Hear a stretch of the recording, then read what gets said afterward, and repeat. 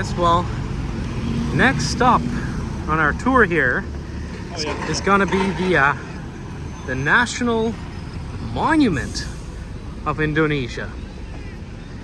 The monument, of course, represents the independence that Indonesia got in the middle of 20th century.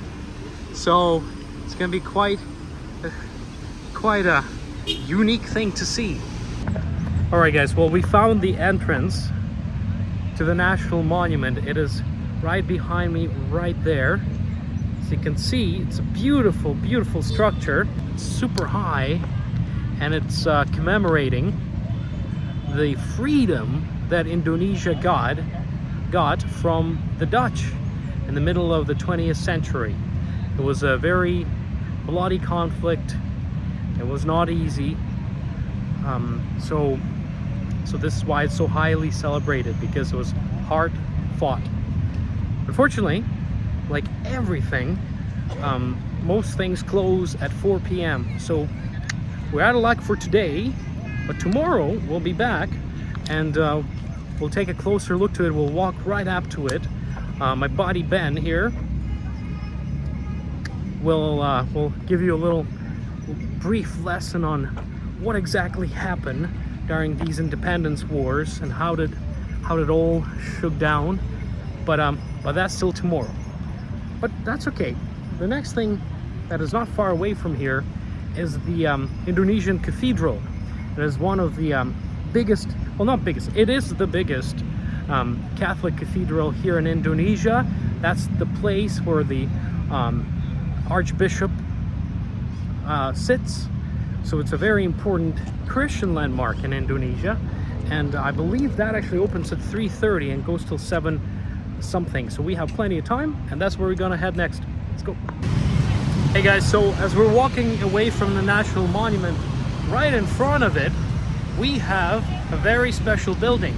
This is the Presidential Palace of the ruling presidents of Indonesia. So when you become a president, that's one of, I believe, 6 residences where you can reside. So currently, the president of Indonesia is Joko Widodo, and so he would be residing right there. Now the place itself is actually quite ancient. It is an upgrade from an even earlier building that was in its place, but this one in particular was built in the end of 19th century, so around 1870s. That's where this place was built. It was commissioned to be built by the Dutch administration at the time, and so the Governor General of the colony would be residing there. So for almost half a century, this was a place where Governor Generals of the Dutch Governor Generals would sit and rule over this colony. Then fast forward to World War II, when Indonesia was defeated by Japanese. This is where one of the garrisons was also stationed. So a few administrators of the city of Jakarta was also took the residency in there. And then since after the War of Independence, you have the president of Republic of Indonesia residing in there. So since 1949, I think that's the first time when the first president of Indonesia moved in here, and then the first independence ceremony was sort of held here in the 1950s. And actually, if you're here on the last Sunday of each month, you can come here and you'll see the change of guards happening right here in the front court outside the palace. But I just wanted to show you it from here. I mean, you can't go inside anyway, so it's not like we're missing that, but this is probably the best you can have from when you're walking around. It's just right next to the where you enter the National Monument. So anyway, and so not only is it called the Presidential Palace, but it's also known as the Merdeka Palace. Merdeka, of course, means freedom, independence in Indonesian. So just like it meant in Malaysian, when we saw at the place of independence of Malaysia, people were shouting Merdeka, Merdeka, Merdeka. Same here when the first Independence Day was celebrated here in 1950s. You can imagine this whole place being covered in numerous crowds, like just huge crowds, and everybody was shouting Merdeka, Merdeka, Merdeka. And so it is locally known, of course, as the Merdeka Palace. All right, let's go. So yeah, here's the view of the Merdeka Palace. As you can see, the flags are waving in the air. Interesting fact is that same flags are used for Monaco. Monaco has the same flag, basically. So, little known fact that I found out just yesterday. It also kind of looks like a flag of Poland upside down. What I think it represents is the Father Earth as the white color, and then the Mother Sky as the red color. Interesting, beautiful. It's a huge pavilion. It doesn't end just there. There's also a little garden right there, so quite cool. Oh, look at these. These are everywhere. You can see tourists taking these little horse-ridden carriages. There's bells and sort of flowery decorations on them, so it's quite unique. It's also really impressive how many motorcyclists there are here. They're everywhere, and it's quite nice, except for when you're trying to cross the road. You really have to watch out for these guys, because they go fast, and sometimes it's a little hard to see them. See little kids with their father. Yeah, so, you know, sometimes you can see the whole family squished in on a motorcycle like that. You'd see like literally 4 or 5 family members, from young kids to adults, sort of squished in one motorcycle, going somewhere, maybe for an outing or shopping or whatever. But yeah, no, really cool. Other than that, as you can see, the country itself is very clean. The roads are great. The infrastructure is very it's very updated. There's little gardens and bushes and flowers, and everything is upkept. I guess the job of watering it is quite easy, because the rain comes here every now and then, every day, so you don't have to worry about that too much. But other than that, you know, the roads are swept, and it's a very, very beautiful place. I'm really enjoying Indonesia. You know, very great tropical country. And as we were walking by here, we actually stumbled upon the Pertamina building. Pertamina, of course, being the largest state-owned producer in Indonesia. It's sort of your equivalent of Petronas in Malaysia, or ADNOC in United Arab Emirates. It is state-owned, and it's sort of has a monopoly on producing all of the resources. So it's a very, very huge, influential company. It's very cool to see their office here. Very cool.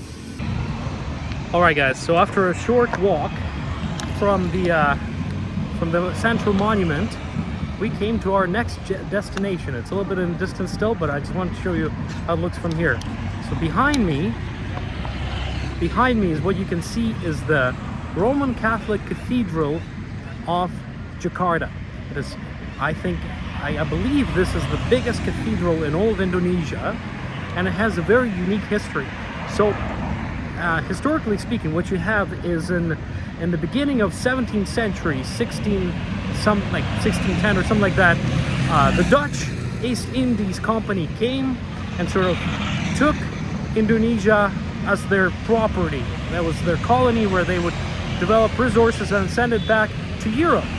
And with Dutch, what happened was Protestantism came to this land. Dutch were promoters of Protestant ideas, such as, you know, Lutheranism and others, and so the Catholic Church sort of saw the downfall since the arrival of the Dutch in this land. However, back forward a few centuries, Napoleon conquers Netherlands. conquers Netherlands, and with it, all of its colonies and resources. Napoleon was, of course, French, and dominant religion in France is Catholicism. And so with that, the Catholic Church here in Indonesia got its freedom to operate again without a fear of being persecuted by the Dutch administration. And even after Napoleon sort of lost his empire, still the Catholic Church sort of remained, and it was free to do things as they wanted here in Indonesia. Alright guys, so we are here right next to our next destination.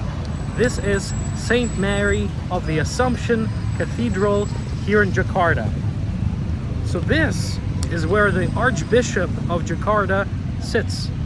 This is a very important church, and because of course the bishop sits here, that's why it is a cathedral. That's what makes a church a cathedral. That's where a bishop has to sit, and that's what we have here.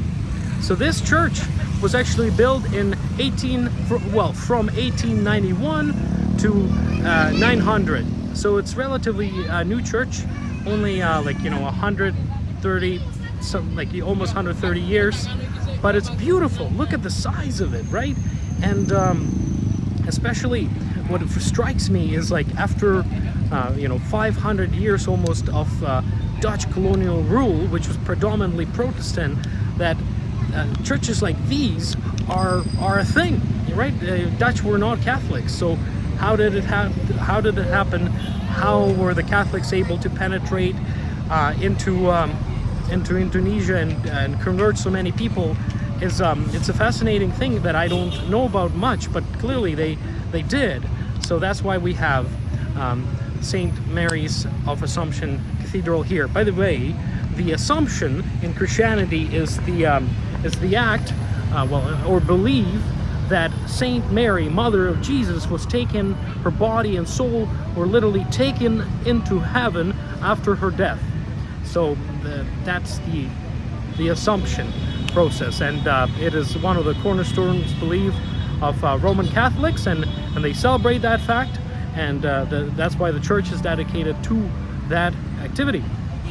So, but like I said earlier, we kind of have to thank Napoleon, out of all people, who would have thought, but Napoleon is the reason that Catholic religion, Catholicism, was able to have a rebound and rise up and have the freedom to have churches and parishes built here in Indonesia, even though it was a Dutch Protestant colony.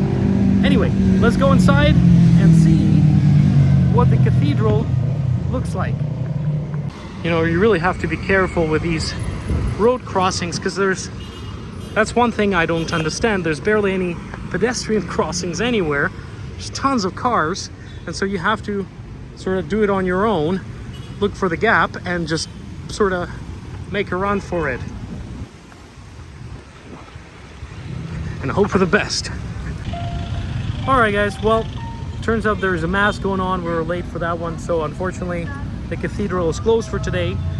But we'll be back tomorrow and we'll see much more things. We'll get up a little bit earlier. Oh well.